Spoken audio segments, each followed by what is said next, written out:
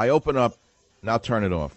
I open up the website this morning for the news, 5 in the morning. Ruthless Miguel Torul Cuba is on the Drudge Report. So I said, okay, poor Cuban people.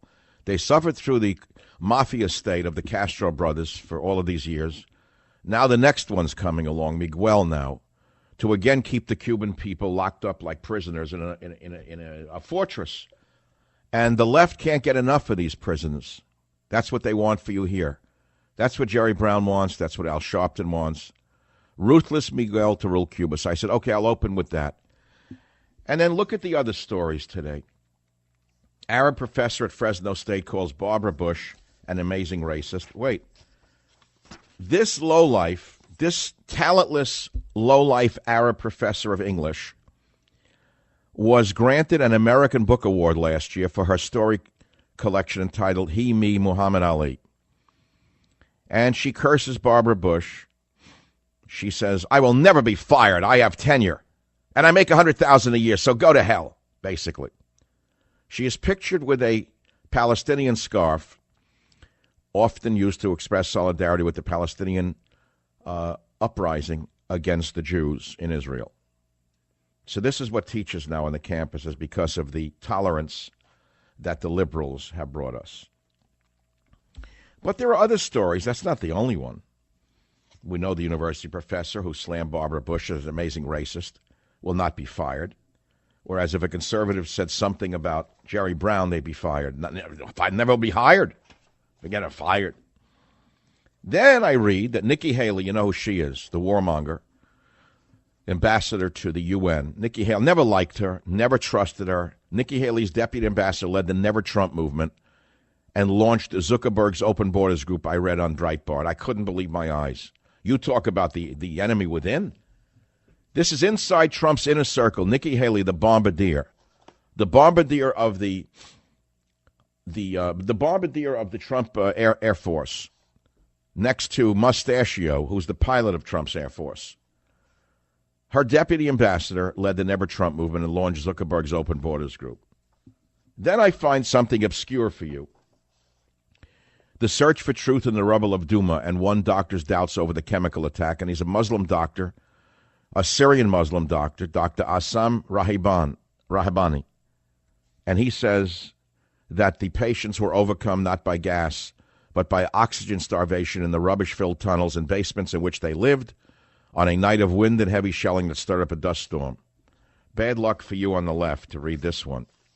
So I read all of this stuff, and I say to myself, do you think you really want to talk about this with the amount of time on earth that we're granted by God? This is what you want to waste your time talking about? So I put up the Arab professor at Fresno State calls Barbara Bush amazing racist. Bush, can't be fired, and makes $100K a year. I put it up on my Twitter to see what the people have to say. And one guy sends me an email, says, that's free speech, Savage. You make your living thanks to that protection, as does this professor. So I answered him. I said, faulty analogy. Kids have to sit and be graded by her. Prague listeners can just turn off my radio program. Obviously, you never learn to reason. So now you understand why having reason in the radio business is so important. Because I didn't have to yell. He didn't have to yell. He didn't have to curse me. I didn't have to curse him. I try to use reason. You understand? Now, but that's not what I want to talk about. None of this is what I want to talk about today, even though the stories are awesome. And if I wanted to yank your chain, I could work the Arab professor story for 2 hours right now. If I really wanted to yank your chain, I could keep doing the Arab professor calling Barbara Bush an amazing racist. I could yank your chain for 2 hours, but that's not what I'm going to do. I'll tell you what I'm going to do. It's something you'd not expect except from someone like me. And I realized I haven't been doing enough of this for a long time now. I got sucked into the vortex of the low IQ crowd in the media. I received over the weekend pictures of a great-grandfather and a great-grandmother I never met. It turns out there's a distant relative somewhere in America who's doing the genealogy of the family. And I never met the man. I never knew. I knew he had to exist. I wouldn't be here without him, God bless him. I get the picture of my great-grandfather, and I started to have conversations with him in my head. Because there are cultures on earth that believe that their ancestors are with them at all times, watching them, watching their every act, and it's what keeps them in check. Do you understand that? Now, counter that with the people at Coachella, for example. People who don't think they had any ancestors. Think of the Kardashians, people who think they have no ancestors. They represent the ultimate form of human depravity, where they think that they came along out of nowhere and there's nothing that's going to precede, nothing preceded them and nothing will follow them. That's the ultimate form of narcissism that is at the root of the destruction of the human race. Those of us who actually carry around our ancestors in our head are those who keep the human race sane and alive, whether you're Native American, because I know many tribes do this. As you know, I spent many years collecting medicinal plants in very rare islands of the South Pacific, and I'm talking a long time ago before tourism overtook these areas, and I used to collect primitive art. You can't find it anymore. It's all in museums. And most of these ancestral pieces of art, for example, from New Guinea or New Britain or New Ireland, at that time contained figures that codified the ancestry of that person. The artist would carve something out of a tree trunk, and there would be ancestral faces in it and bodies, because they understood quite well that none of us were born unto ourselves.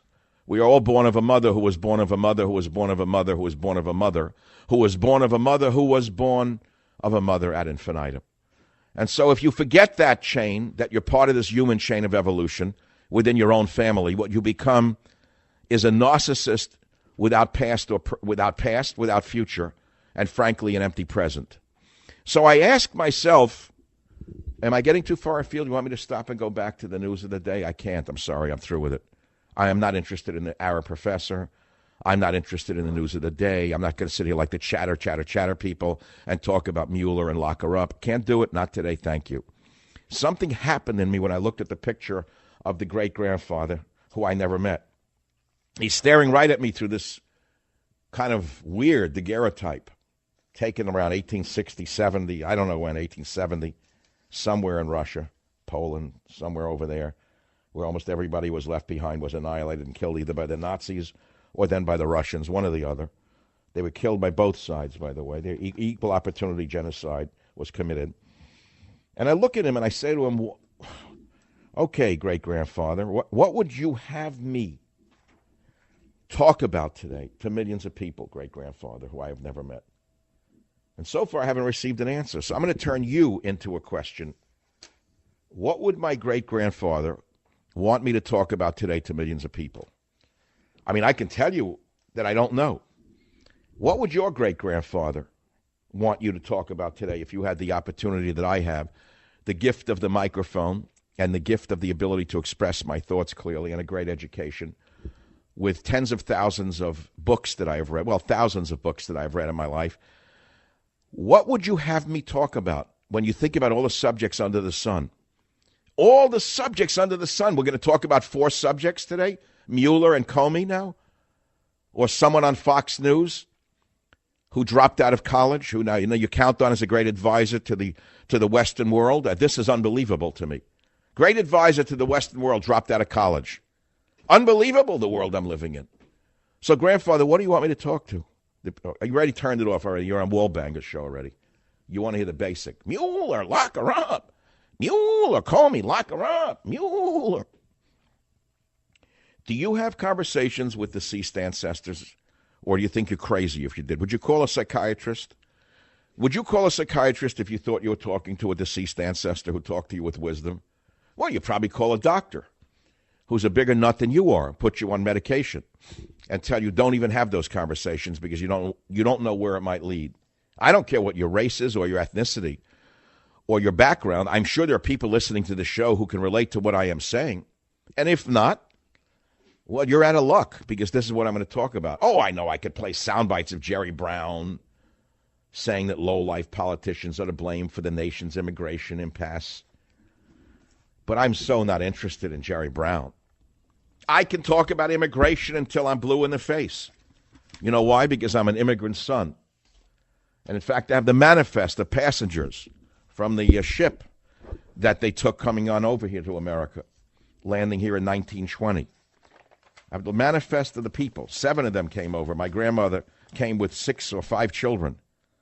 It's right here. Here's their names. Here are their names. List or manifest of alien passengers for the United States. Can you believe this? Do you know how powerful this is to be an immigrant son in a time where immigration is such a hot topic? Is there anyone in the national media who can say that they are an immigrant son other than me? No. It gives me a very special view of the subject on both sides of that particular straddle.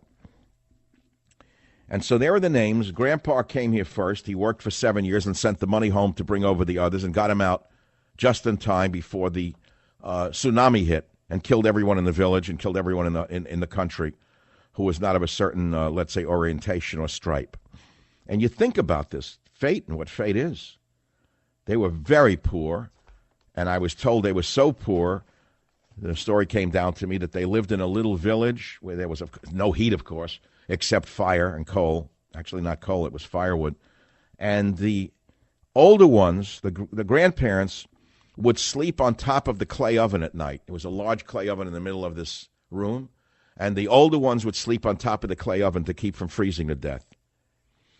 And the younger ones would huddle together like aleuts in an ice house. And that's why we're strong people. That's why I haven't caved despite the pressure of my life. And every time I start to whine to myself about how tough things are, I remember them. And by remembering them, I realize how easy I have it and how soft our lives are. And then I wake up and see this slob, an Arab professor at Fresno State calling Barbara Bush an amazing racist, hiding behind her tenure. And I ask myself, and I ask my great-grandfather, once again I ask my great-grandfather, what would you, great-grandfather, want for me to talk about today to millions of people? What is worthy of my soul on these airwaves? And I'll let you, the listener, tell me what the answer might be. Savage. Maybe you can go gather sugar cane with the Compaseros, you morons on the left. In the 60s, they sent their daughters there to go collect sugar. Morons. They loved Uncle Fidel. Would you like to hear what my favorite music is these days? This is from another time in my life. Where is this? I had it here. Hey, I'll boast a little bit. Just so you get a little insight into Kid Monk Baroni here. I am currently infatuated by Mozart's horn concerts, his horn concertos, especially that played by the Vienna Philharmonic by Karl Boehm. The horn concerts, they do something to me. They move me, just as this music once moved me and still does. Music is from another dimension, another universe of the human soul. I'm not going to now say, therefore, we have no music in America, because we still have great musicians in America. As you know, I love rock and roll music sometimes. Sometimes I like heavy metal music. But you see, music is in a different realm of what we're normally used to feeling. And what I'm getting at is talk radio can also take us to those dimensions. Unfortunately, many people are under the false impression that it has to be a banjo with one broken string that is played every day, all day long, repeating the same stories with different voices. Talk radio does not have to be limited to a one-string, one-note, or two-note concert every day, day in and day out, until the mind numbs and goes dead. You can create whole symphonies on talk radio, symphonies of thought, symphonies of ideas, symphonies of emotion. Am I reaching you out there, yes or no? Am I off in my own world again? If I am, forgive me, because this is the world I'm in today. And so I'm asking you again, if I said to you, what would my great-grandfather, who I never met, want for me to talk about today to millions of people? Because, you know, all through my life, even as a kid, I would do certain things and I would really feel the ancestors looking at me. And I would dismiss it, saying, they're not real. It doesn't matter what that old person thought. And I would go on and be the ordinary guy that, you know, we all are. But I don't know, maybe as I've gotten on in life, I come to realize that maybe it's not so imaginary. After all, they did exist for myself and for you. And maybe we suppress these ideas because we're not living in a world that respects or even recognizes that we come from somebody. Think about that. When have you last seen a movie produced by Katzenberg, Ratzenberg, and Matzenberg that extolled the wisdom of the aged? Tell me when. Instead, they extolled the wisdom of idiots in high school. The wisdom of morons who know nothing. They're supposed to lead you now. This is right out of Nazi Germany, where the young Hitler youth turned in their parents who were not sufficiently loyal to the Nazi party. That's where we're going in America today. We're supposed to look to the young people. I just love all the leftists. Look at the young people. What the hell do they have to teach us, you idiots, you? Nothing. That's why they're called young. They learned from... Just think of the type of times that we're living in and the kind of music that matches it. You know, jailbirds, tattooed from head to toe, the type that Al Sharpton and Governor Cuomo want to vote the minute they get out of jail. I mean, because they're very compassionate people. They're not having felons, ex-felons vote for any reason other than to make sure that they get reelected, that's all. They don't want taxpayers to vote. They want you to be outnumbered by those who haven't contributed anything to society. And the more criminals, the more illegal aliens, the bigger they become.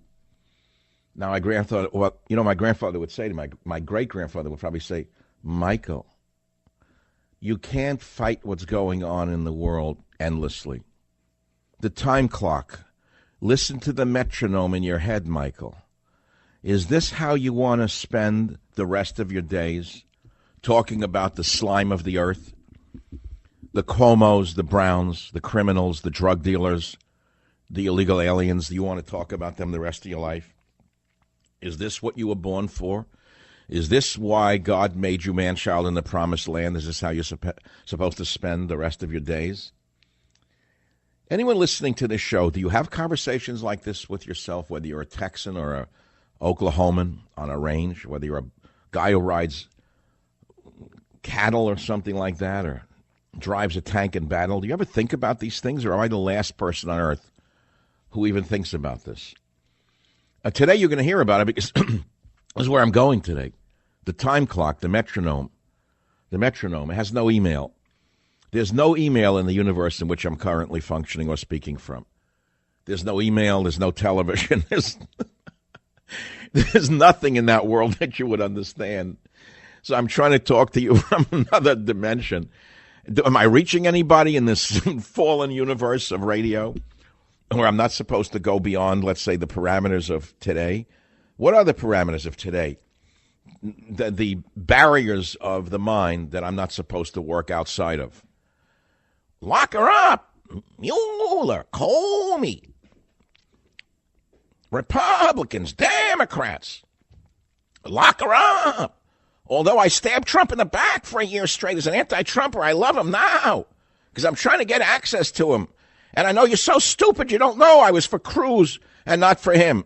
You think I've been loyal to Trump for years. You people have no collective memory. You don't even remember who in the radio business was bashing you and Trump for a year straight and now makes believe that he's the greatest bootlicker. He knows, though. Don't think he doesn't know. You know, it's like Santa Claus. He knows whether you've been good or bad, believe me. He knows if you've been good or bad.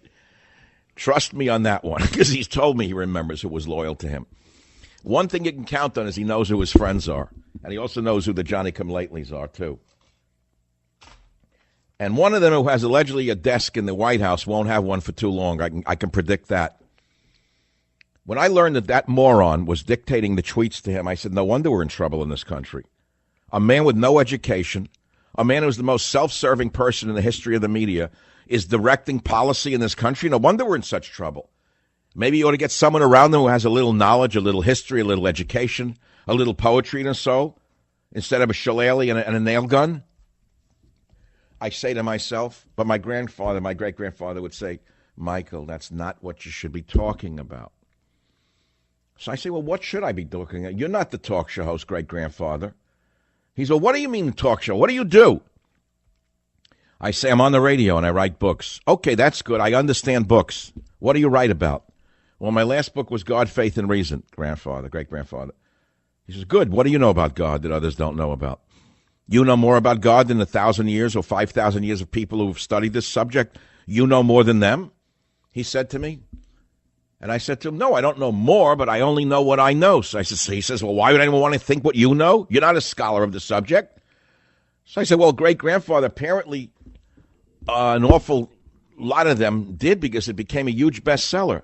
He says to me, what's a bestseller? We never heard of such a thing in my world. We didn't buy books because they were bestsellers. We didn't read books because they were bestsellers.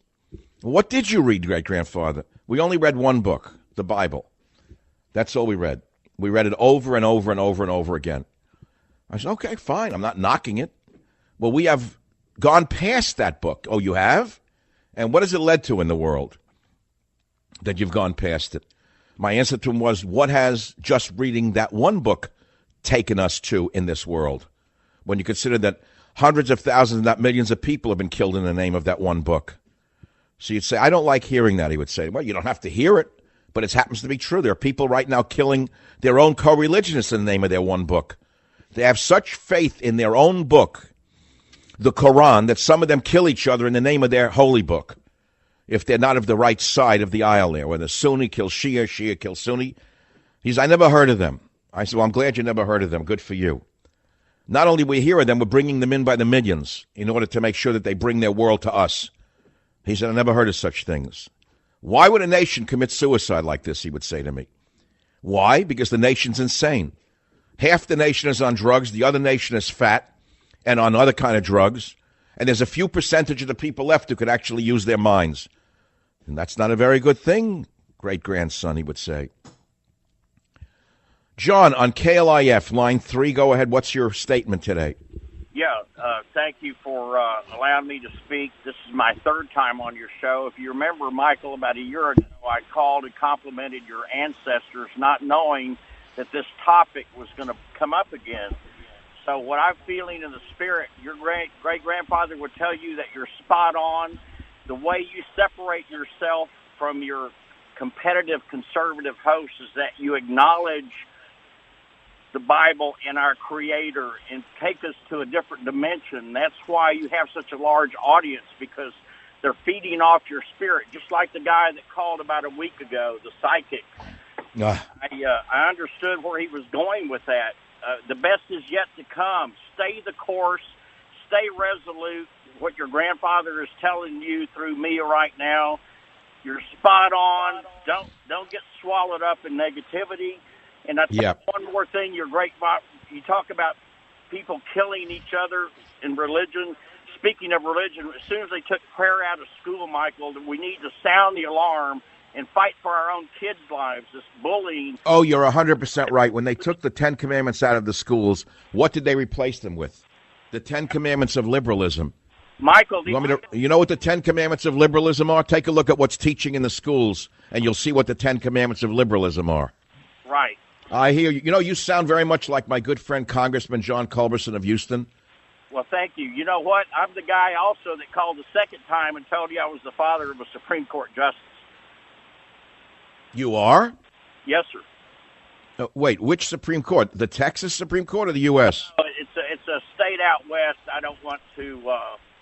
Anyway, I can leave my phone number, email address. No, that would be great. I didn't know that I had such distinguished listeners. I thought that I only had people who say lock her up. You know what? I have to attribute that one thing, that firm disciplinary foundation, to my dad, who kids today don't even have any idea. First of all, I'm thankful I grew up at a time without cell phones. You saw the movie Sandlot. That's how I grew up. Not knowing that the Lord was going to give me an opportunity to pitch for 6 major league teams as I got older. It's just been an incredible deal. One of my ministries or hobbies is giving baseball lessons to kids from 6 to 60 6 to college. Now, I got to get your email because you're an amazing human being. I can see that when I throw out a resonance, it tends to resonate with the people who are also in an amazing state. John, stay on the phone because we're going to be in touch. This is amazing. I told you before in radio, there's an old adage. Well, I'll put it another way. There was a great 19th century American naturalist, if you know what the word even means anymore. That's not a person who strips naked at Coachella. A naturalist was someone who studied natural phenomena. Sorry, early biologists were naturalists. And I was infatuated by one of them named John Burroughs. And I used to go to the American Museum of Natural History. It was my favorite museum as a kid in New York. And there was a diorama of various animals, the grizzly bear, stuffed grizzly bear, and this and that, the gorilla. And there was one of John Burroughs, and I went and visited him up in somewhere on the Hudson River. I studied a lot about his life. But he wrote some interesting books. And one of the things he wrote, this naturalist, was a line I kind of always remembered, which is, if you bait your hook with your heart, the fish will always bite. And that same truth applies in any sphere of life. Whether you are speaking to masses of people on radio or selling mufflers to someone in a muffler shop, if you speak from the heart, people will believe you. Now, if you're a con man, you can fake speaking from the heart. We're not talking about faking speaking from the heart. Just got this from my production team, Clint. It says, based on a startling new study, it appears that the experiences of your ancestor that lived 14 generations ago are potentially having an effect on your life right now. That's amazing. In the journal Science, very reputable, study of nematode worms, which is the most long-term form of the phenomenon ever discovered in a living animal. Now, of course, the scoffers who only went to high school or lower than that will say, oh, I smoke cigars and I have a Gulfstream. I'm not a worm. And, of course, you have to explain to them that we derive from the worm in some ways, or we share some of our genome with the worm. What's a genome? All I know is hamburgers and cigars and how to con the public every day. That's what I know. But this study in Science says that the lives of our grandparents do indeed have influences on our own day-to-day behaviors, and that there's now a chance that an ancestor born centuries ago may still be playing a hand in your life. Now, of course, that's assuming that what applies to nematode worms applies to humans, and that's a big if. I understand that. But if you look back at the basic science of this characteristic of biology, you'll find that it may not be so far from reality.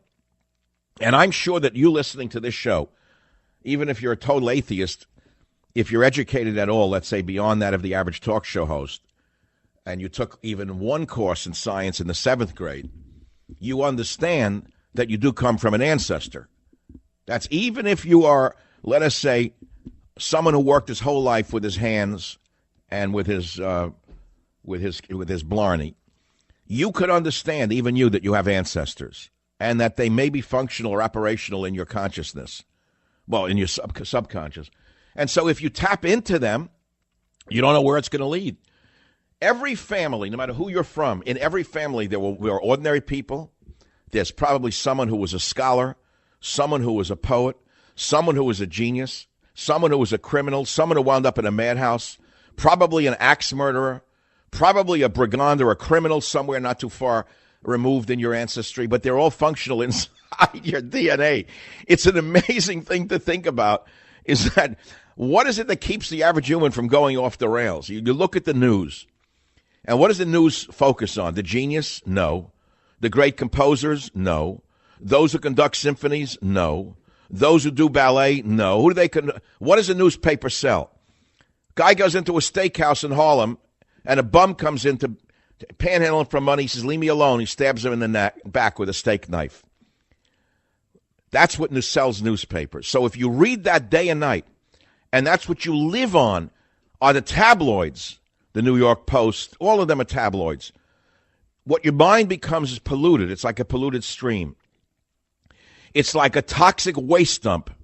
If you were to simply read these newspapers every day or go online every day to the same news sources, what you're doing is dumping toxic waste into your soul and your mind. Do you understand what I'm saying to you? So sometimes you have to step back. I once had a Japanese friend who came over from Japan who awarded, he was the representative of the Japan Creativity Society. Did I ever tell you that story? Yukio Murakami. And they awarded me the award, Creative Genius of the Year, in Japan. This was in 1985. And they flew me over. I'll tell you the story when I come back. Savage. You've heard me talk about home security. You've heard me tell you about Simply Safe. They're the best home security company that I've ever worked with, and I've worked with them since they were a startup. I met the owners. They're great people. They're very smart. And they've transformed into the fastest-growing home security company in the nation. They're now protecting over 2 million people. Now they have a brand-new system, rebuilt, redesigned, safeguards that you won't believe, power outages, down Wi-Fi, cut landlines, bats, hammers, everything in between. The all-new Simply Safe was redesigned to be practically invisible with powerful sensors so small you will hardly notice them, but you know who will? The intruders will see them. It'll keep them away. And this is what's truly remarkable to me. Simply Safe spent years building the system. They added so much, but you still get the same fair and honest price, 24/7 protection for only $15 a month. And there's no contract, smaller, faster, stronger than anything they've ever built. Supply limited. Just go to simplysafesavage.com now to order. That's simplysafesavage.com to protect your home and family today. Again, simplysafesavage.com. Well, it's one of those days where I've sped along here in this hour, and I was going to talk about the Arab professor at Fresno State who called Barbara Bush an amazing racist and then boasted she makes $100,000 a year and can't be fired. And I said, thank you, Jerry Brown. And then a listener says, Savage, you live by the First Amendment, and so do they. Don't you know what free speech is? And, of course, because I have a mind like a steel trap and I know Aristotelian logic, I said, faulty analogy, kids have to sit and be graded by her, while Prague listeners like you can just turn off my radio program. Obviously, you never learn to reason. So I'm trying to bring reason to the tabloid world of radio, and I took you to another dimension, I hope, by saying to you, only last Saturday did I receive a picture of my great-grandfather, who I never met. There's an ancestor of mine, a relative of mine somewhere in America who's doing the family genealogy, and she got the pictures, and 1860, born, never met the man, died young in Europe somewhere. And I said to you, what would my grandfather, my great-grandfather, who I never met, want me to talk about with you today, to the millions of you who are listening to this show and will receive it around the world? And you're calling on it. But do you really get what I'm talking about? Look, great-grandfather, knock it off. Leave me alone, will you please? A plane last night, an engine blew. What's an engine? What's a plane? It's a thing that flies in the sky. What, it's a bird? Like a chicken on a Friday night? No. It flies in the air. It carries people. Have you gone crazy in the New World? What do you mean it's something that carries people? I never heard of such a thing in the world I was in. Well, great-grandfather, I'm trying to tell you something. The engine blew up on this plane, and it sucked the woman almost out of the plane, and a guy in a cowboy hat ran up and saved her. Cowboy hat? What's a cowboy hat? And the pilot, they say, has nerves of steel. What's a nerve of steel? She's a Navy pilot. What's a Navy pilot? Anyway, the fact is, if you play with this game for a while, it becomes fun to do it in several dimensions at once because it keeps you from going insane, saying lock her up and Mueller and Comey 3 hours a day. The jet CFM 56-7B engines were made by CFM International. Listen to this. Jointly owned by General Electric and Safran Aircraft Engines of France. So these CFM engines were made in France, were they? Oh, CFM said in a statement that the CFM 567B has an outstanding safety and reliability record. Well, so the fan blade broke and it shows signs of metal fatigue. And we have a pilot, a Navy pilot, who's like our Sully now. Lucky she was a Navy pilot who was a fighter pilot, who's married to a fighter pilot, who walked through the island and talked with passengers after they landed. Hey, do we have conversations between the cockpit and air traffic controllers? If not, get it. I want to play it in the next soundbite, where she tells them that there was a hole in the plane and someone went out. It's unbelievable. So that's a news story. But I want to go back to my main story. Which is the great-grandfather. What would my great-grandfather want for me to talk about today to millions of people? And many of you are resonating and responding to that idea. So let's go to the callers who've been holding now for an hour. Martin on on KSFO, line 1. Go ahead, please. Yes, Michael. Thank you for my call.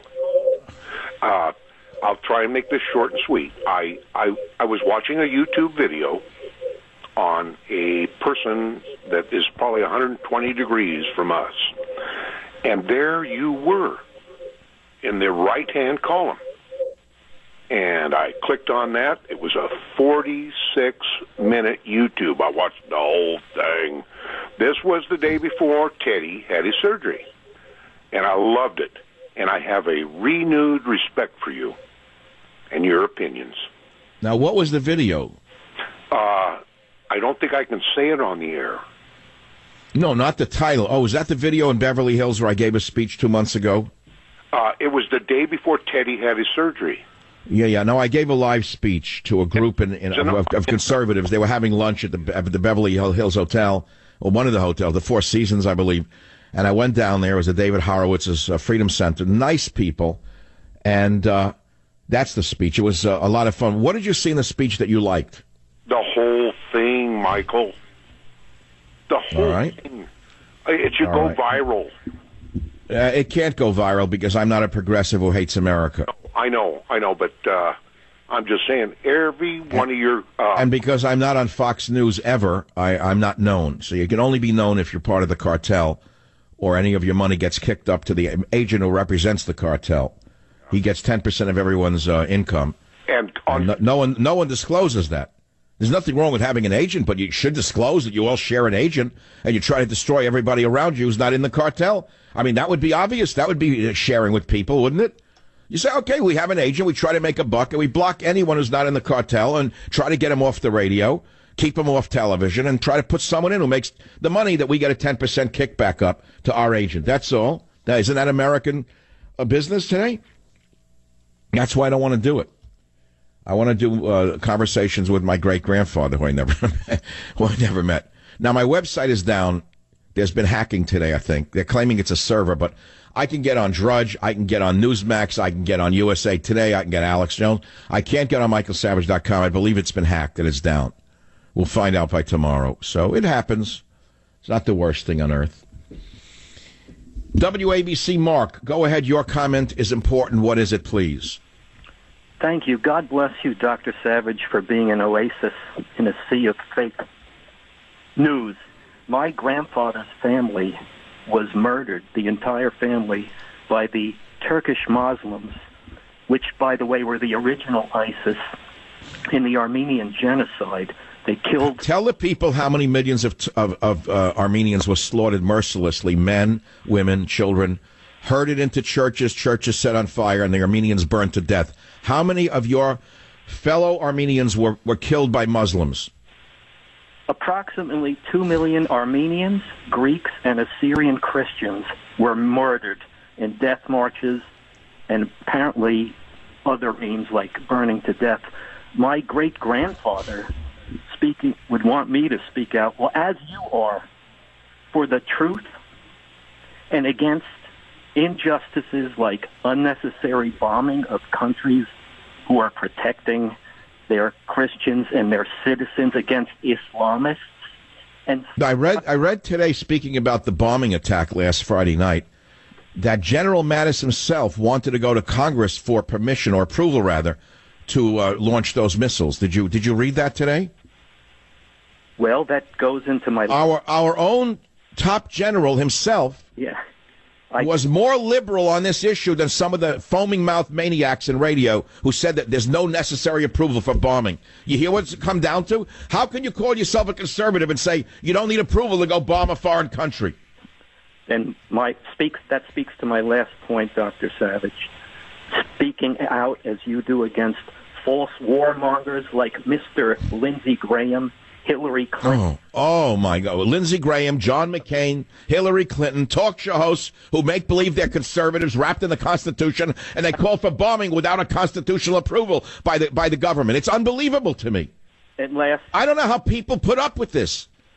Lastly, Dr. Savage, thank you. Speaking out against a deceitful, fake news media that are out of their minds. Well, why do we assume that the fake news is only on the left? This is the part that's goading me to death. Do you assume only the people who are liberals are giving fake news? No, I agree with you. There's fake news on both sides. Good. Now, here's the question for the listener. What's real news? What's real news? Inside the frantic flight to pull doomed Southwest passenger back in through window. That would be real news. Hero in a cowboy hat. That would be real news. Pilot is a Navy pilot, a woman. That would be real news, correct? Yes. So certain things we know are real. The rest we have to discern for ourselves and try to sort and sift through all of the information, if we're even interested, and come to our own conclusions as to what is actually real news. It's becoming a new job. And it's a very hard job that's going to come to backfire on the conservative movement. This whole fake news idea is going to come to destroy the opinion business and the news business if it keeps up. Because the average person doesn't know what's real and what's fake, to be honest with you. You understand that? Well, anyway, that's a topic for another day.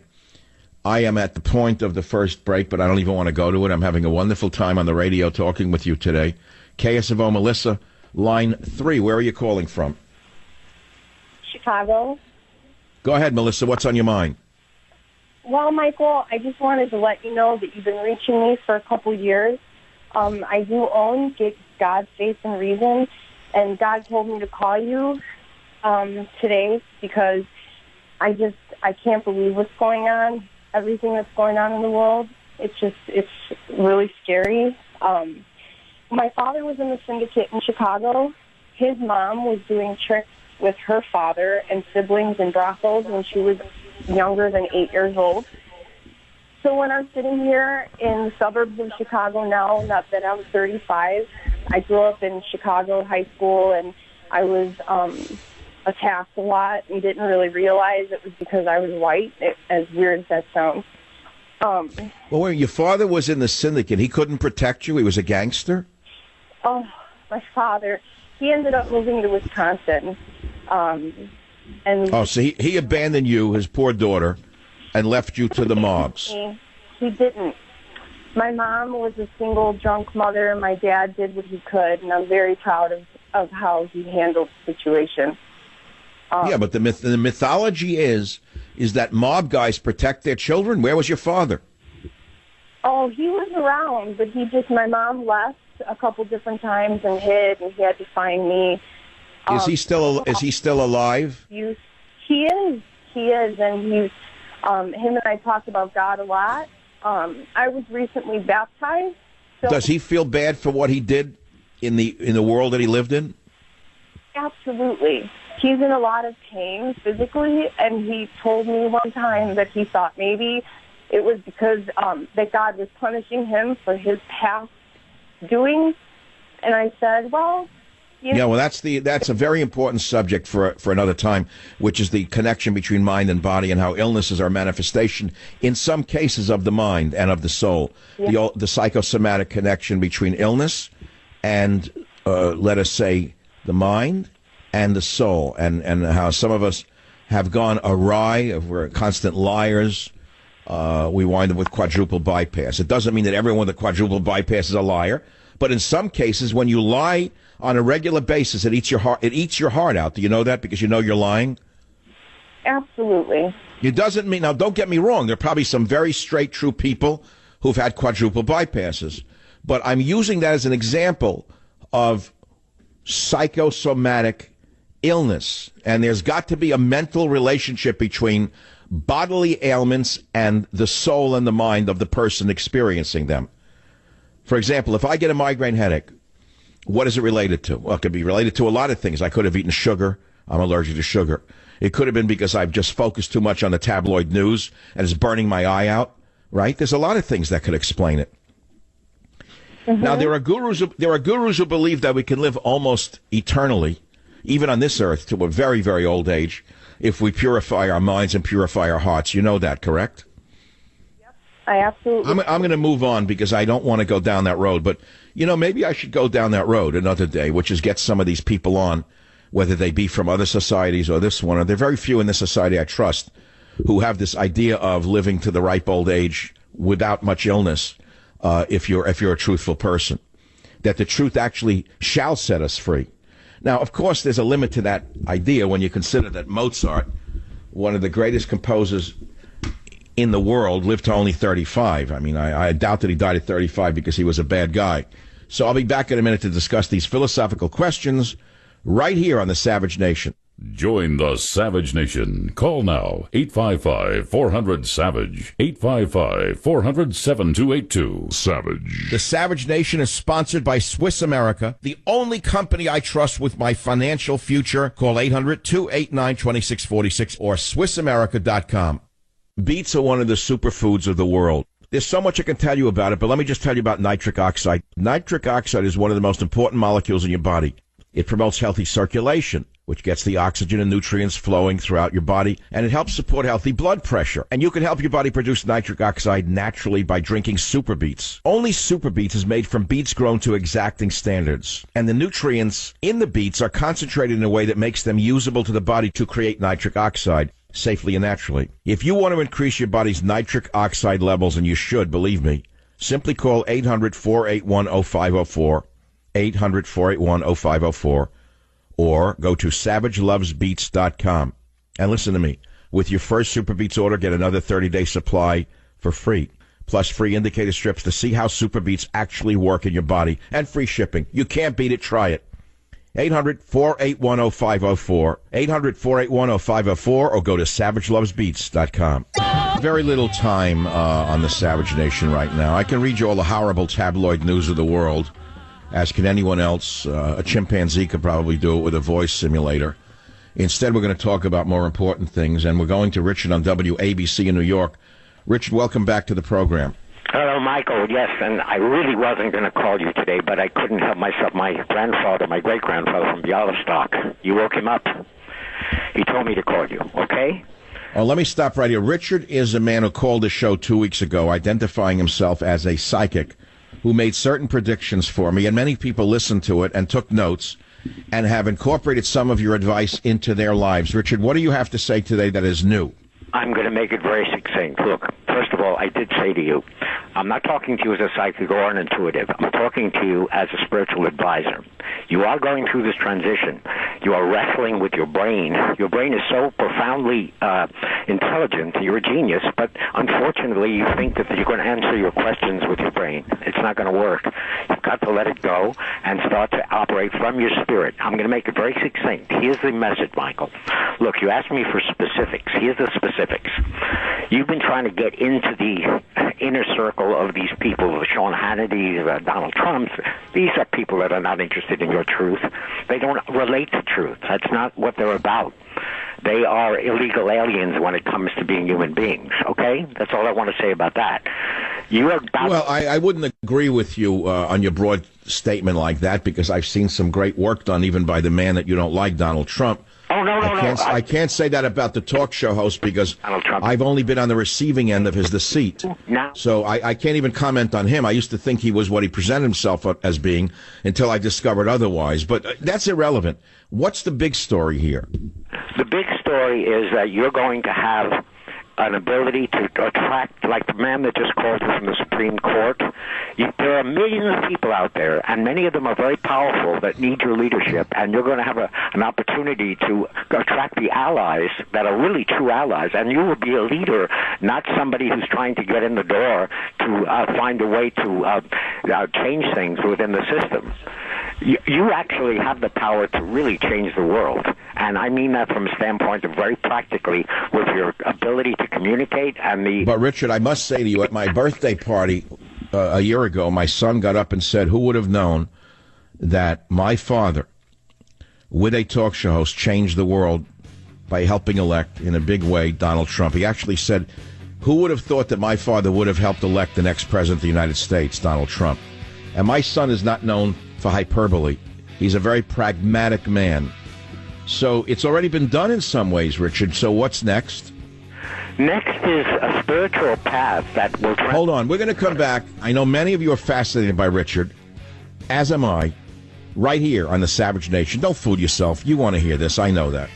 Join the Savage Nation. Call now, 855-400-SAVAGE. Everyone seems to be warning you about a potential stock market collapse. What if it never comes? What if betting against the market is a bad idea? Truth is, our nation appears to be getting stronger by the day, not weaker. And so what if the market makes a big correction? It always recovers, right? Well, this topic is covered in a very special report from Swiss America. It's called the Crashless Society. In this remarkable free report, you'll discover how to connect the dots and find out about the hidden pluses and minuses of today's rising economic optimism. Get it for free. All you got to do is call 800-289-2646. Are you worried about your retirement account? Stop worrying. Start planning for the best years of your life. Thanks to the Crashless Society, yours free right now by calling 800-289-2646. Write it down. And remember, even during a big correction, some people seem to do very well. You know how they do it? Call 800-289-2646. Maybe it could be you. Discover how. Get the Crashless Society for free. Call it 800-289-2646. Going where others not only don't dare to go, but can't go. And we're speaking with Richard on WABC, an avowed psychic. Richard, welcome back to the program. So, to summarize, Richard, what is your new prognosis? The prognosis for Michael Savage is that you are really entering a whole new, I would say, a universe for yourself. You have done tremendous things with both your mind and with your Taurus and with your knowledge and with your intuition. Now you really need to be above what I could consider the minutia of today's world, because it's so polluted, if you will, and it really has no truth to it. And you are really a truth-sayer, and a truth-sayer on all levels. And you're going to have the opportunity now to use all the things that you've gathered in your search for meaning in life, which is your knowledge of plants and your knowledge of people, your love of animals, your whole gathering of what I would consider life's fascinating facts and so on. And the reality, because most of you is rooted in very real things, even though you constantly relate to what I consider very superficial things and see how absurd they are. But you have to be above it now, because I told you this, and I don't want to sound mystical, but your real purpose in life is about to appear. And you're going to have the opportunity to use all these things you've gathered. But Richard, let me. What could this real purpose be? I'm reaching millions of people through my broadcast, and through my writings. What could the real purpose be? Don't you hear your listeners? They're saying, Michael, we need to find the truth in our spirits and in our lives. So what is it? I should get a robe and go to a stadium and make believe I'm a fake preacher, a false prophet? No. You don't have to do anything that's been done before. You're going to have the opportunity. People will want to support you that are real truth people that need to. You don't realize it, but there are millions and millions of people out there that really are powerfully rooted in truth, but they're lost. They're really lost, and I don't know if it's a blessing or a curse, but you happen to be the one that is a light for them. All right, so let's say that there's truth in what you say. Really? How would you suggest I reach these millions of people if I'm not reaching them now? You're asking for a reasonable answer. I'll give you the most reasonable answer I can give. Michael, trust the next couple of months. Let them happen. Even in the media, even in the station you're at now that is trying to, quote, change your agenda or your position, call it. There are people, just as you're going to be, things are going to actually disappear in your life that you have been doing or thinking, and you're going to have new things appearing in new people. I'm one of those people, by the way, but I'm not saying I'll be part of your future. Well, I'm on the way to Washington on Sunday for a 3 or 4 day quick visit with some of the most powerful people on the planet. Do you think this, in your mind, is going to be a game changer? I do. I think everything you do now is a game changer. Everything you're doing now is going to lead you to a new path for your creativity, your spirit. I mean, just this morning I was invited to have lunch in the congressional dining room, the Senate dining room. I was invited to go behind the scenes to see certain aircraft that are being restored that no one's ever seen, including the Apollo 11 space capsule. These are things that are interesting to me. How is that going to change anything, though? Can you let your logic go? I know it's very difficult. Do you want? No. If I let my logic go, I'll sound like everybody else in the media. Not the logic. You're so intelligent, and you let it get in the way. But it's not going to disappear. Your logic and your curiosity is what you're all about. Well, but Richard, I started this show by saying I received a photograph of a great-grandfather who I had never met on Saturday, and I felt that he was talking to me. And it's already altered my reality in the sense that I asked my audience today, what would my great-great-grandfather want for me to talk about today to millions of people?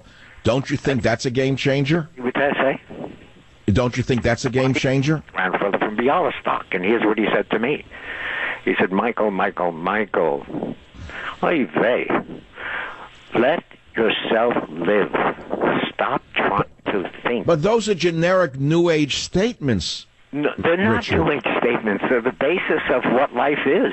And life has all the answers, and you have... Yeah, well, I go with the flow. I'm supposed to walk around Berkeley blowing bubbles with a bubble machine? No, listen to me for a minute. Just for 1 minute. I know this is radio and you've got time constraints, but look, you have the curiosity and the let's put it this way, the wisdom of a child.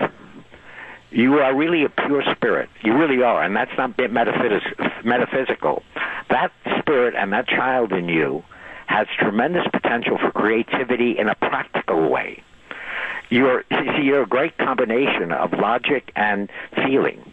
Very few people have both, and you are a great public person who's really very private, which is ridiculous. You're so private, and yet you're the most public person in the world. I know it's very... So what do you want me to do, walk around with a camera showing everyone my private life? You don't have to do anything. All you have to do, Mike, is be available for what's going to show up in your life. Just like... All right, so you're saying what's coming in your psychic mind, I don't even have to wait for, it's already there. Totally. Your tomorrow, I've said before, is looking for you. It's in search of you. It's already found me. The next day was a new tomorrow. Then this picture came on Saturday. So already tomorrow has found me, Richard. That's right. Your grandfather found you. I told you. He's not even he's my great-grandfather who died in 1867 or something. He came visiting you. And you said, I don't know. He came to me and he's... That's right. He started talking to me and I started talking to him. Well, and he said to me, what do you do, Michael, what do you do, he said to me in a foreign language. And I answered him in a foreign language. And I said to him in a foreign language, I write books and I speak on the radio. And he said to me, what is a radio? And I explained it to him. And then he said to me, what do you say on this radio to so many people? And that's the whole purpose of today's show, which is that so much of the media is tabloid, nitpicking, attacking each other, attacking the other party. I am so incapable of doing that anymore, Richard, that I decided to take the show into another dimension. Whether my audience wants to go there, given what they are used to being fed, is a big question, Richard. They don't want to be fed things that don't have solutions for them. Give them solutions, not problems to think about. You just said something very meaningful, that on both sides, the news is fake. That the world is living in a fake reality. You cannot fight their fake reality. I told you, they're frightened of you, Michael, because you are the real deal. I know that. I would never call you today. I have a life. I have things I got to be doing. I know you're a very successful investment advisor, amongst other things. I have spoken to you off the air. I never thought you'd call today, but I figured maybe you would, and I thought it's interesting because a lot of people like your insights. They're probably going to ask you, though, what do you mean by tomorrow? What's supposed to happen tomorrow that's going to lead me to this new awareness within myself and be able to lead, let's say, so many other people in the world that I'm not currently speaking to? Well, you made a very just interesting statement. I want you to, I don't know if you heard yourself say it. What's supposed to happen? Did you hear yourself say that? So what's the answer? What's supposed to happen is that Michael Savage, who has had many lives, in my opinion, but that's another matter, is about to, his purpose in life, you remember God, faith, and reason, his reason for being here is about to be revealed even to Michael, much to his amazement, in a new direction, a new way of dealing with life. And by the way, you don't need to be successful anymore. You are successful. We know that. You don't need money. We know you have money. We know that there are no awards. I mean, it's nice to get acknowledged, but you really are looking for something that is much more meaningful and much more, not personal, but much more profound in why you're here. And it's about to be answered. I think you're very lucky, but your birth is a little painful. I would never be... Well, let's leave it at that, because I hear you, and I'm resonating with what you're saying, and I have a feeling that after this trip to Washington, D.C. next week, things will be revealed to me that are currently not, let us say, visible. I can not only... I'm going to second your thought. Hold on, Richard. I know you don't want to go away, and I don't want you to leave. Folks, I hope you're enjoying this. I hope you don't think it's too narcissistic and self-serving. But I will be the last person on earth to sit here and talk about Comey or Mueller or about Richard Cohen, the lawyer. Not one more second will I devote to that. It is like rolling in mud and inhaling some of the mud into your nostrils. I'll be back in a minute. Stay here, Richard. Before we go back to the program, I got to tell you about the news of another big data breach. It was recently reported that hackers stole information from more than 5 million credit and debit cards used for in-store purchases at Saks Fifth Avenue, Saks off Fifth, and Lord & Taylor stores. Now, some of the card information was put up for sale on the dark web as soon as the breach went viral. There are so many threats in today's connected world, and it just takes one weak link for criminals to get in. Good thing new LifeLock Identity Theft Protection adds the power of Norton Security to help protect you against threats to your own identity and your devices that you can't easily see or fix on your own. The good news is that if you have a problem, they have agents who'll work to fix it. No one can stop every cyber threat. No one can prevent all identity theft or monitor all transactions. But new LifeLock with Norton Security is able to uncover threats you might otherwise miss. Please, for your own sake, go to LifeLock.com or call 1-800-LifeLock. Use promo code SAVAGE for an additional 10% off your first year. 1-800-LifeLock, code SAVAGE for an additional 10% off. Richard on WABC, coming back to you if you're still there. I am still here. So what did you want to conclude with? Well, I want to conclude with the fact that I think you really understand what I've been telling you. I think your skepticism is there, but I want to tell you now, the fact of you going to the White House and this meeting is very significant, very significant. It shows something that is happening, that you are kind of moving into a new area, and people are taking you much more seriously. They have to. They're very afraid of you over there, but they need to take you seriously, and they know it. Now, what do they got to fear of me? What do they have to fear, Michael? Not only do you have a huge audience, but people are beginning to realize that that they are so far removed from the truth, and that the people are not responding anymore. They see through what's going on, and it's so deadly.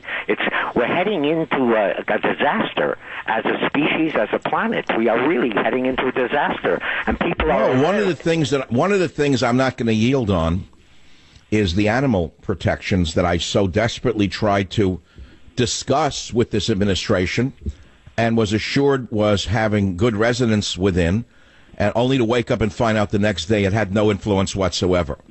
Let's take it as a parable for a minute, just 1 second, okay? Yes, the connection with animals. You mentioned the gorilla the other day. Yes, that incredibly tender thing that you described, the mother. Yes, the mother gorilla gives birth to this little baby and shows it more affection than most women in the Western world. And you said, oh my God, this was incredibly moving because it was real. It was plugged into what life is all about, nature. It was plugged into the meaning of life, much more profound than anything that's happening in our world for the most part currently.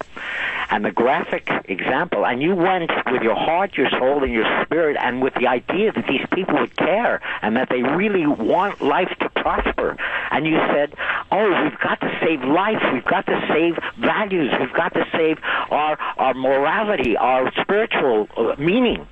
And they said, oh, my God, get out of our lives. And they put it in your face, not personally, but they gave you an indication that they really cared. And the next day, literally slapped you in the face. Now, if you don't need a more graphic example of the fact that they're terrified of your truth and that they don't have they can't relate to the truth. It's an enemy of theirs. I mean, I'm not being very insightful in saying this. The society has become a truthless and morally corrupt society. You are a leader. You can change the world now, Michael. I'm telling you now. You can literally look. Our founding fathers are looking. Well, if I can save this country from the hordes of criminals that are being brought in by Jerry Brown under the guise of compassion and humanitarianism, that would be a very big save, wouldn't it, Richard? Say that last statement again. If I can save this nation from the hordes of criminals that are being brought in under the guise of humanitarianism by Governor Brown and others, that would be a huge save, wouldn't it be, Richard? The word huge does not apply. You would weep for all of us, tears of joy and tears of compassion and tears of sadness. All of us. Let me ask you one, Richard. You claim to be a man who is a seer. I am. And a psychic. Okay, I'm not judging. You said I've led many lives. Do you mean in this world, in this form?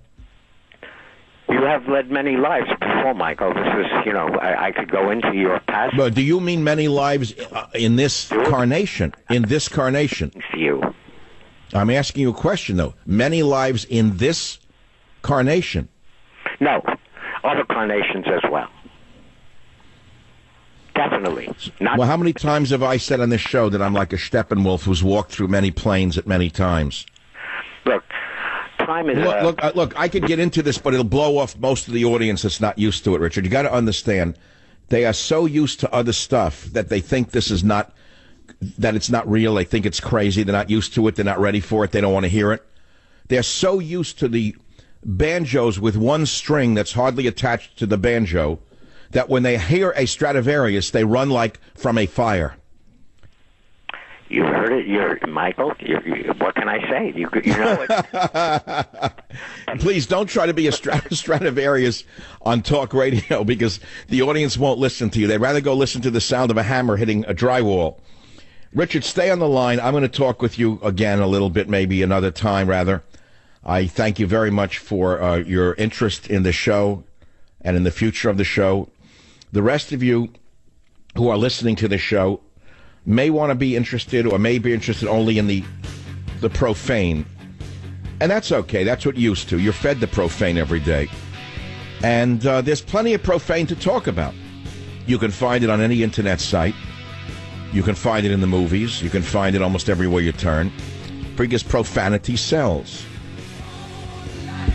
Join the Savage Nation. Call now, 855-400-SAVAGE, 855-400-7282. We're not going to talk about that hooey stuff about other dimensions. It's going to be like an ordinary talk show host now.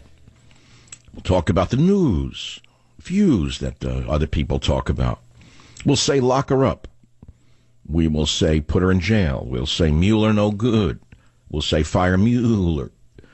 We'll say Comey's a phony.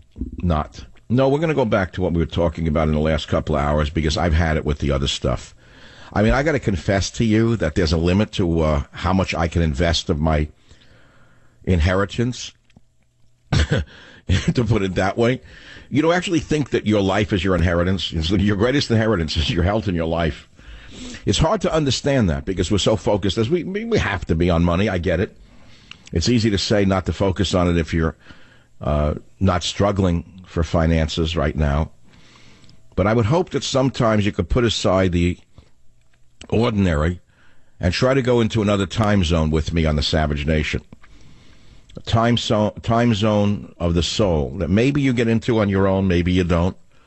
And there's no saying I can't go there with you. So in the last couple of hours, I told you about my getting a picture of a great-grandfather I had never met who died very young in the old country, and it came to me only on Saturday from a distant relative I didn't even know existed who's doing the genealogy of the family, and I've been having conversations with him since then.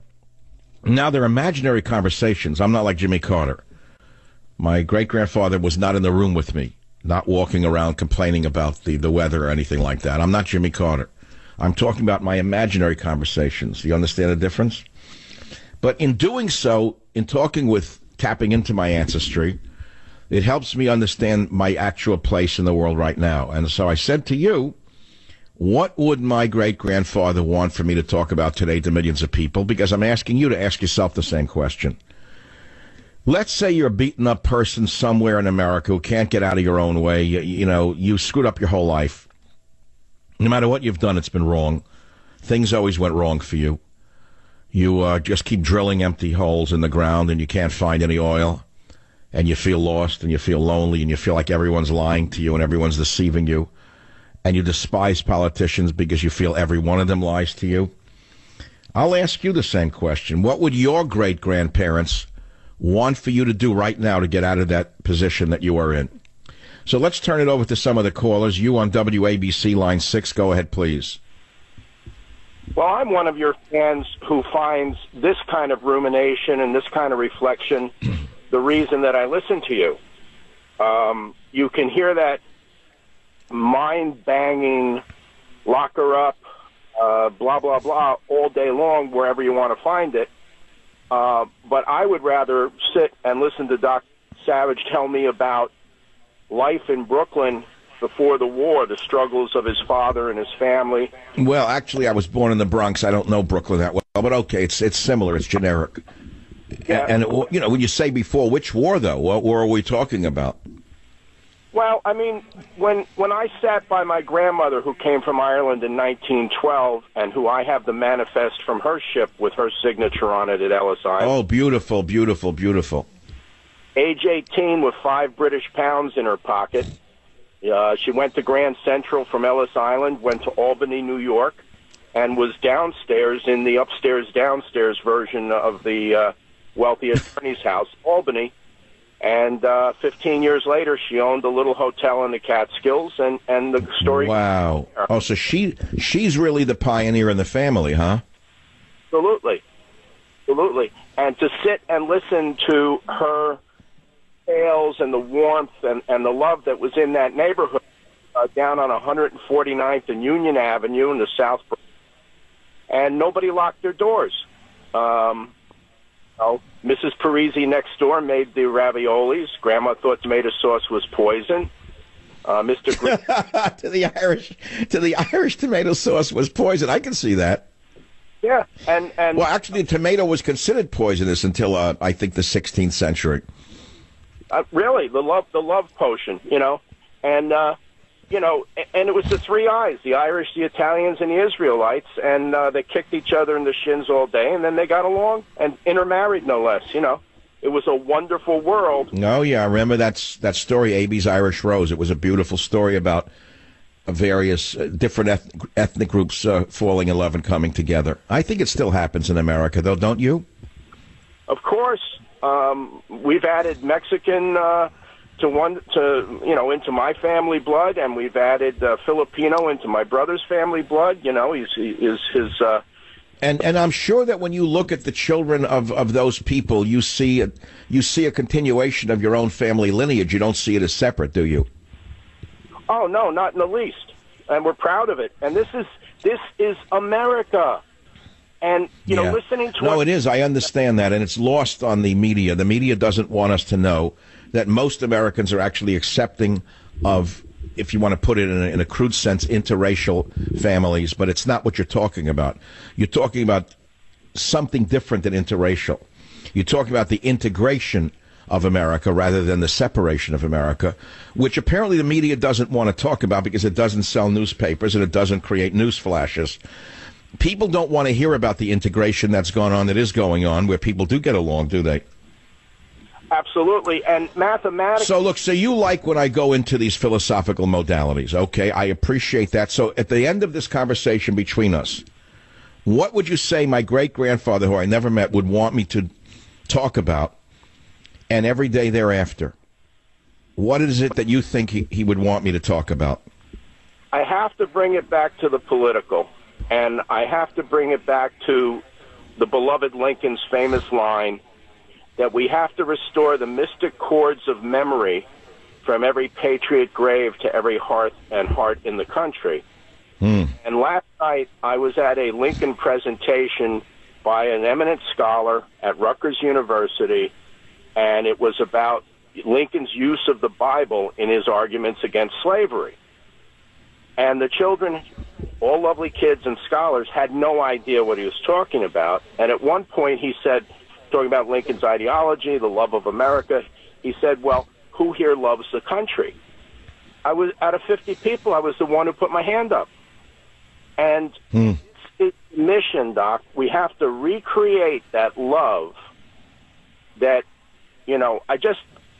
lost my... Here's the problem. I'll give you one of the reasons that's such a difficult problem. People have it too easy in this country.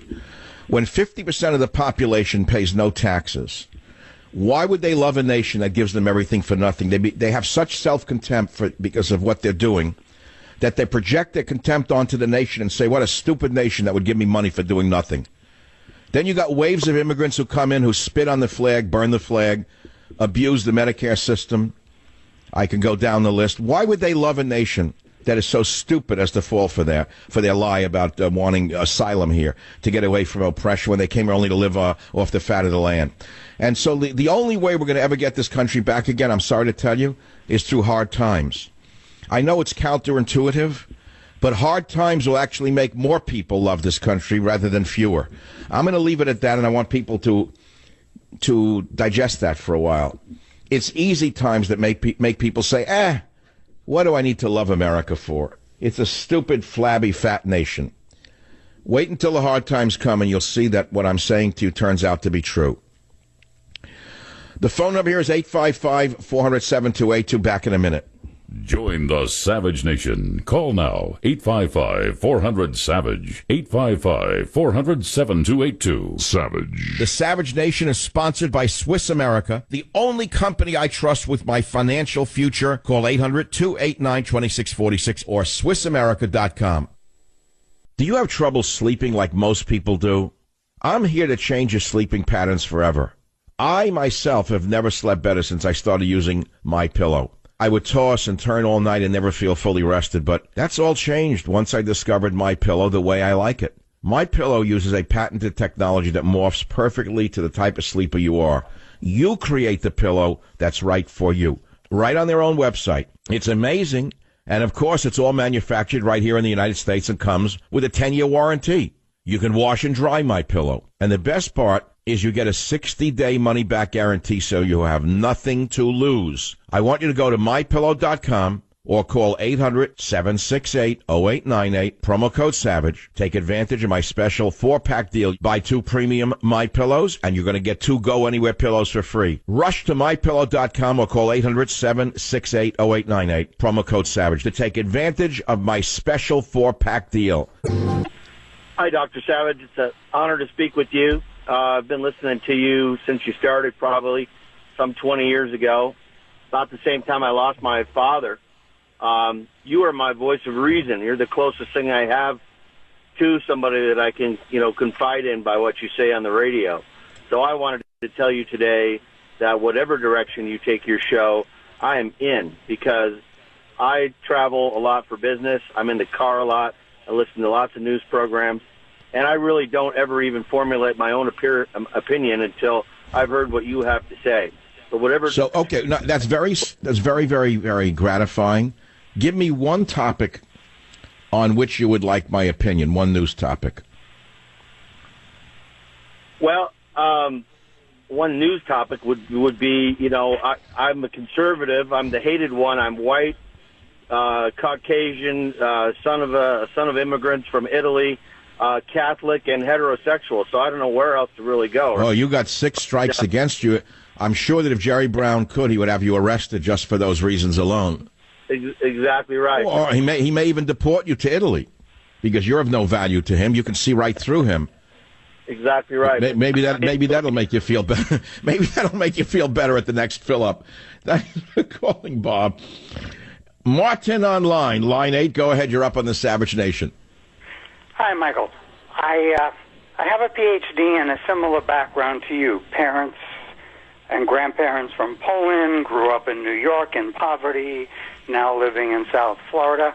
But having a PhD, I find listening to your show the only place where I'm getting intellectual stimulation, because even though I work around mostly PhDs, the things that are talked about don't even compare to what you touch on the show.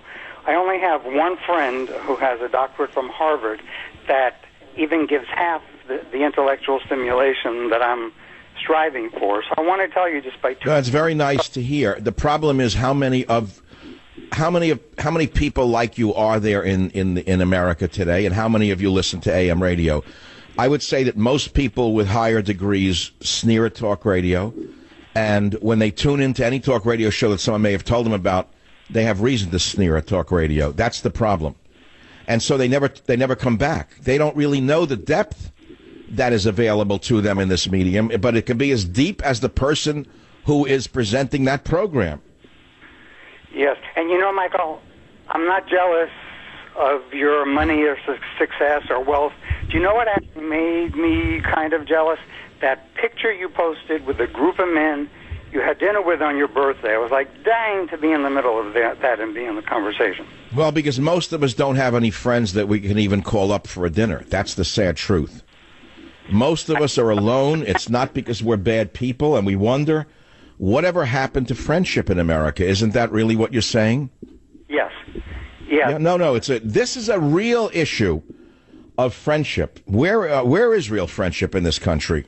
Can it even exist when you have such competing interests and competing loyalties? That's an interesting question. I don't know that there's an immediate answer for it, but people have traditionally been drawn together by common interests. They're drawn together first by familial ties, then by ties of profession or of business, and then by ties of interest. And so or sporting events, for example. So if you're looking for friends, and many of us gave up on it a long time ago, you can still find them, by the way, at almost any age. That's my opinion. I don't want to go down that road, but I'm honored that you listen to the show and you enjoy it so much. Yes, the issue of being alone in America, the sense of aloneness, the sense of where is my birthday? Where are my friends at my party? Why don't I have anyone to invite? What happened to my life? I'm not a bad person. Many people feel that way. Or the issue of stimulation, mental stimulation, if they have a mind that still operates. Where is it? Is it on television? Yeah, I find it on TV, by the way. If I turn television on at night and I watch up on the cable channel, I never watch the news because I find it, I can't watch it. What am I going to see that I haven't heard 100 times? If you turn on let's say even Fox News, I don't want to pick them out, but pick CNN. Let's bash CNN. So from the morning till the night, the same topics are discussed by different hosts. Each hour, another face comes up and talks about the same problems, the same issues from their point of view, and gives you the same opinions in their voice. It's the same in talk radio. From morning till night, the same thing. On our side, it's lock her up and this and that. And so, okay, so you get a person like me who's a little different, and I want to take you to different places, because otherwise it becomes too stagnant for me to do it. Do you understand that? And I'm honored that I have this medium, this phenomenal medium called talk radio, to talk about other topics other than lock her up or Mueller's no good or Comey's a faker. I don't want to do it, so I don't do it. So I talked to you today about a picture I got of a great-grandfather that I never met. I never met him. I've been almost functioning as though I was born unto myself, as though I was born yesterday by myself, of myself, and for myself. In that sense, I've been the average American. We all think that we're going to live forever. Don't we all go through our lives thinking that there was no yesterday, that we don't descend from anyone, that we are it, that the whole world began when we were born and the whole world ends when we leave, and yet we don't even want to accept that we ever will leave? Isn't that the mindset of the average American, that we are immortal? Isn't that what we're taught from childhood, that we're special, that we're all so special, so unique, that nobody on the planet's ever been like us? Isn't that in our mother's milk? You go to a Little League game and you see a poor kid. Maybe he's a terrible ball player. Not every kid likes to play ball. The kid swings and misses. The father says, "Good job, Johnny," when Johnny knows he wasn't doing a good job. Better to say, "Johnny, try again next time. Here's how you should hit the ball." You can't tell him he's doing a good job every time he tries. You can't say it's a good job just for trying. So what I'm getting at is, I don't think it creates a whole person to tell that person that no matter what they do is special. And then you wind up with the freak show of the media where you have these very, very ugly girls making themselves skinny and then getting surgery to make themselves big in certain areas. And there's apparently an unlimited audience for these distorted images of women. Apparently there's unlimited numbers of fools who actually buy the products that these fakers wear. That's the world we live in, and there's nothing I can do about it. Join the Savage Nation. Call now, 855-400-SAVAGE, 855-400-7282. Savage. Everyone seems to be warning you about a potential stock market collapse. What if it never comes? What if betting against the market is a bad idea? Truth is, our nation appears to be getting stronger by the day, not weaker. And so what if the market makes a big correction? It always recovers, right? Well, this topic is covered in a very special report from Swiss America. It's called the Crashless Society. In this remarkable free report, you'll discover how to connect the dots and find out about the hidden pluses and minuses of today's rising economic optimism. Get it for free. All you got to do is call 800-289-2646. Are you worried about your retirement account? Stop worrying. Start planning for the best years of your life. Thanks to the Crashless Society, yours free right now by calling 800-289-2646. Write it down.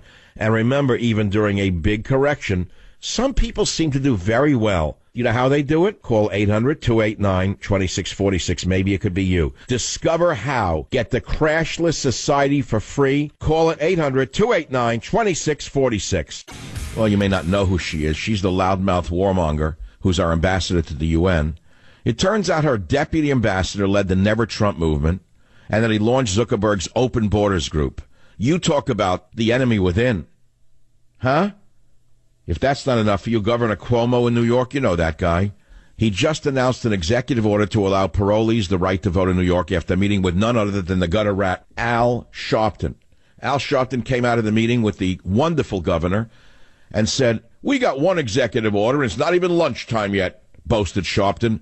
"Who knows? We may have a presidential candidate. You all stay tuned." Isn't that great to see that this gutter rat, Al Sharpton, is now trying to promote Cuomo for the presidency? Unbelievable to me. If that's not enough for you to show you how vile the left has become, an Arab professor at Fresno State calls Barbara Bush an amazing racist. Oh, really? And she boasted and says, "I make $100,000 a year. I'm a tenured professor, and I'm a Muslim American, and I will never be fired."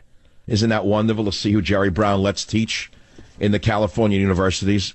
Once great universities, now infested with human haters like this? Wait, it gets even better. It gets even better. And more of it can be found on michaelsavage.com. Dreamers are among our best and brightest, says the Koch brothers, to push amnesty with a 7-figure ad campaign. That means every dreamer, including members of MS-13, are now our best and brightest. What you don't know about the Koch brothers is that they own housing authorities which house, feed, clothe, and take care of illegal aliens. You didn't know that. They make a fortune on these businesses. So don't assume there's anything between the left and the right when it comes to money. On Fox News, Judge Napolitano, who's always been fair and balanced as far as I can tell, today he attacked Hannity over Cohen. He said he can't have it both ways. Well, I'm glad to see that there's still fair and balanced reporting on Fox News. There are many other stories today on michaelsavage.com. A Jewish teen belt whipped and abused on Berlin Street. A Jewish religious teenager. A Jewish teen was belt whipped and abused on a Berlin street by a Muslim attacker. This is what's going to happen in America unless immigration is controlled and huge numbers of vile racists are deported. Oh, yes, one other thing. Yesterday we talked about the homeless. A panhandler stabbed a patron with a steak knife inside a New York City restaurant. I opened up the website this morning for the news, 5 in the morning. Ruthless Miguel Tarul Cuba is on the Drudge Report. So I said, okay, poor Cuban people. They suffered through the mafia state of the Castro brothers for all of these years. Now the next one's coming along, Miguel now, to again keep the Cuban people locked up like prisoners in a fortress. And the left can't get enough of these prisoners. That's what they want for you here. That's what Jerry Brown wants. That's what Al Sharpton wants. Ruthless Miguel Tarul Cuba. They don't even have the internet there. Maybe you can go gather sugar cane with the Compaseros, you morons on the left. In the 60s, they sent their daughters there to go collect sugar. Morons.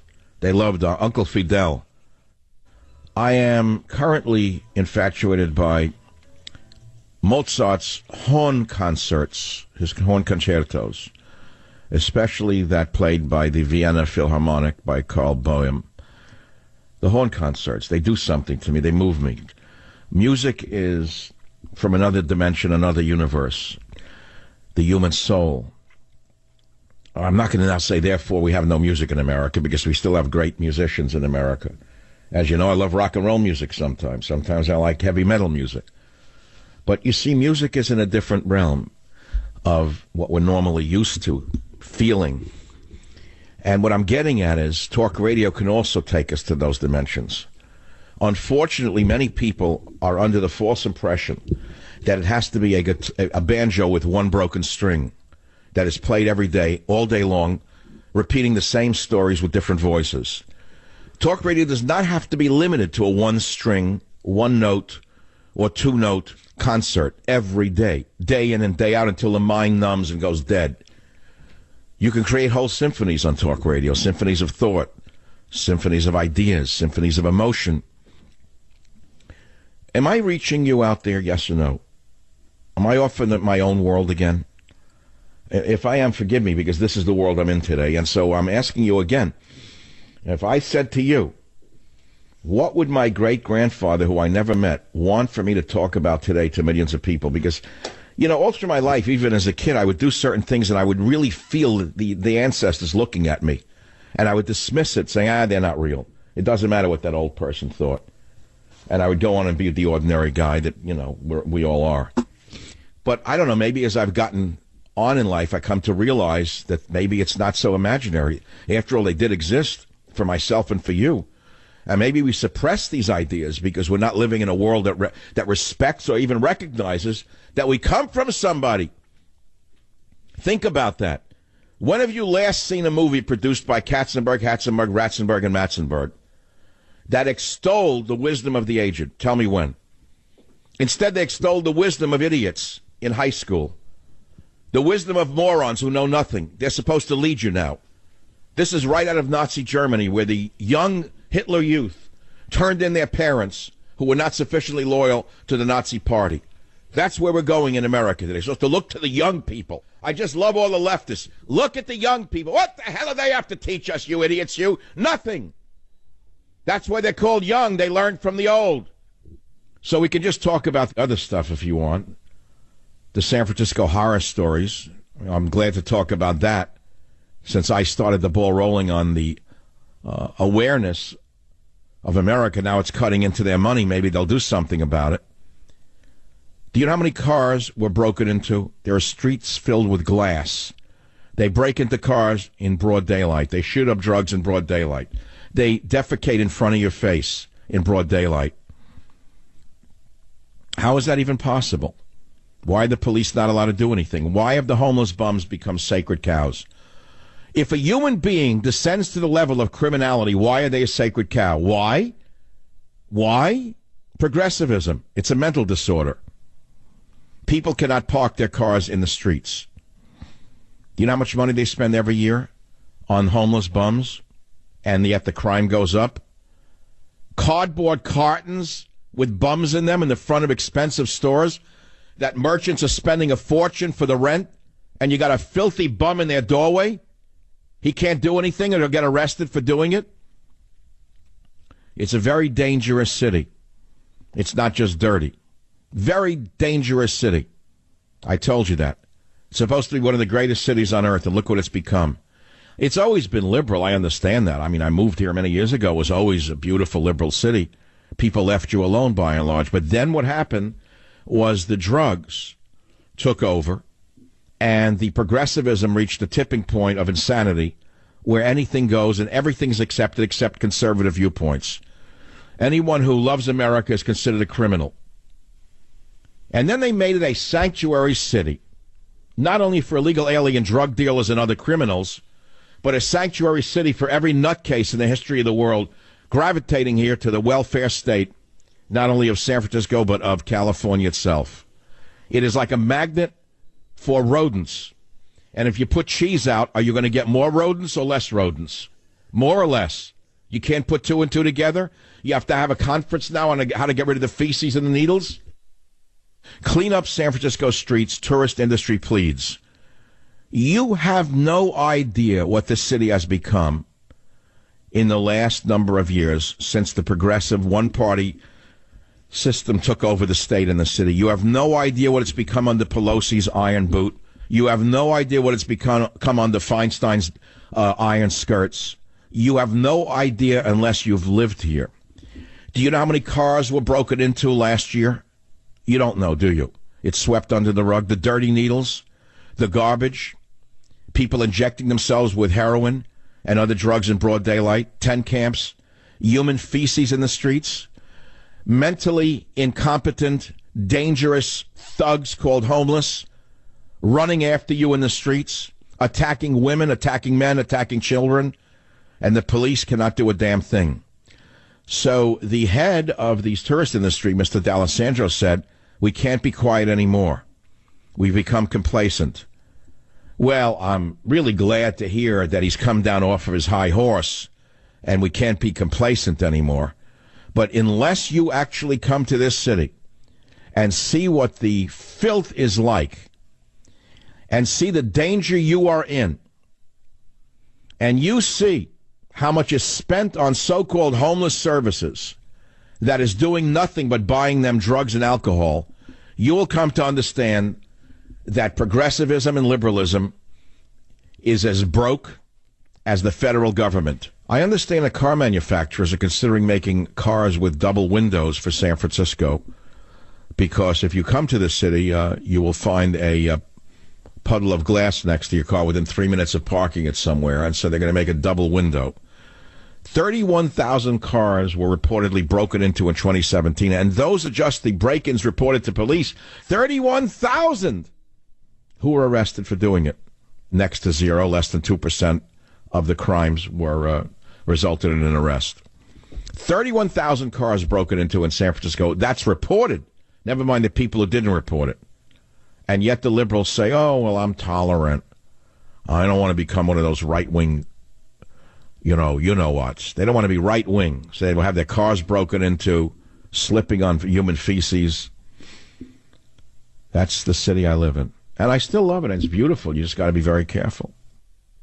Gorsuch, supreme liberal. Of course, it's put another way. The Supreme Court handed the Trump administration a loss on immigration, and Gorsuch was the tie-breaking vote, says the Associated Press. Newsmax puts it this way. Trump's Supreme Court picks sides with libs to stop deportation of criminal illegal alien. Oh, no, that's my headline. I have no way to tell you anything except the way I see it, so I'll say it the way I see it, which is, well, Gorsuch is a supreme liberal. Trump's Supreme Court pick sides with libs to stop deportation of criminal illegal alien. Well, I'm the only one in the media who warned you about this. Flashback, May 2017. Savage warned you about Gorsuch. I just want you to remember what I'm about to tell you. There are many poseurs in the media who pretend to be conservatives. Others pretend to be liberals. I pretend to be nothing but what I am. I have been an independent from the day I began in 1994. I call him as I see him. And I warned you about Gorsuch. I was afraid of this guy. Why exactly? I'm not so sure. But I want you to listen very carefully from May 2017 on the Savage Nation. First of all, I'm going to make a prediction. Gorsuch is going to be another Roberts. Mark my words. They'll roll him. He's been rolled already. They've been brainwashing him inside. The witch, Ruth Bader Ginsburg, and the others, they're breathing their foul vampire breath on his brain. He is going to be another liberal faker. As sure as watch. You watch and see if I'm wrong. 20 seconds. It's on michaelsavage.com. I put it up on Twitter. Flashback, May 2017. Savage warns about Gorsuch. So what do the geniuses have to say that? Wrong on this one, Michael. You know how many bots there are now on Twitter? It's full of bots. I mean, it's like machine-driven. Whatever I say now, they're saying I'm wrong. I'll be right back. Join the Savage Nation. Call now, 855-400-SAVAGE, 855-400-7282. Savage. The Savage Nation is sponsored by Swiss America, the only company I trust with my financial future. Call 800-289-2646 or SwissAmerica.com. Here's some exciting news. Simply Safe Home Security just released their brand new home security system. It's the all-new Simply Safe. Now listen, this system has been completely rebuilt and redesigned. They've added new safeguards to protect against power outages, downed Wi-Fi, cut landlines, bats, hammers, and everything in between. The all-new Simply Safe was redesigned to be practically invisible with powerful sensors so small you'll hardly notice them. You know who will notice them? Intruders. Simply Safe spent years building the system. They added so much, but you still get the same fair and honest price. 24/7 protection for only $15 a month. And with Simply Safe, there are no long-term contracts. You can't beat it. This new system is smaller, faster, and stronger than anything they've built before. But listen, supply is very limited. Go to simplysafesavage.com now to order that system. You heard me. That's simplysafesavage.com, SIMPLI, safesavage.com, to protect your home and family right now. simplysafesavage.com. One of the superfoods of the world. There's so much I can tell you about it, but let me just tell you about nitric oxide. Nitric oxide is one of the most important molecules in your body. It promotes healthy circulation, which gets the oxygen and nutrients flowing throughout your body, and it helps support healthy blood pressure. And you can help your body produce nitric oxide naturally by drinking Super Beets. Only Super Beets is made from beets grown to exacting standards, and the nutrients in the beets are concentrated in a way that makes them usable to the body to create nitric oxide safely and naturally. If you want to increase your body's nitric oxide levels, and you should, believe me, simply call 800-481-0504, 800-481-0504, or go to SavageLovesBeats.com. And listen to me. With your first Super Beets order, get another 30-day supply for free, plus free indicator strips to see how Super Beets actually work in your body, and free shipping. You can't beat it. Try it. 800-481-0504, 800-481-0504, or go to SavageLovesBeats.com. Professor at Fresno State calls Barbara Bush an amazing racist. Wait. This lowlife, this talentless, low-life Arab professor of English was granted an American Book Award last year for her story collection entitled He, Me, Muhammad Ali. And she curses Barbara Bush. She says, I will never be fired. I have tenure. And I make $100,000 a year, so go to hell, basically. She is pictured with a Palestinian scarf, often used to express solidarity with the Palestinian uprising against the Jews in Israel. So this is what teaches now on the campuses because of the tolerance that the liberals have brought us.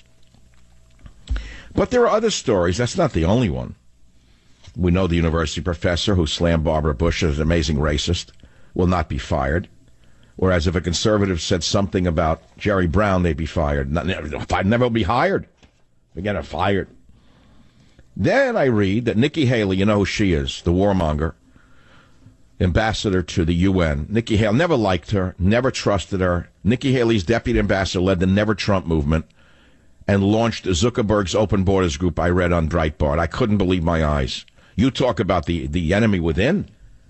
This is inside Trump's inner circle. Nikki Haley, the bombardier of the Trump Air Force, next to Mustachio, who's the pilot of Trump's Air Force.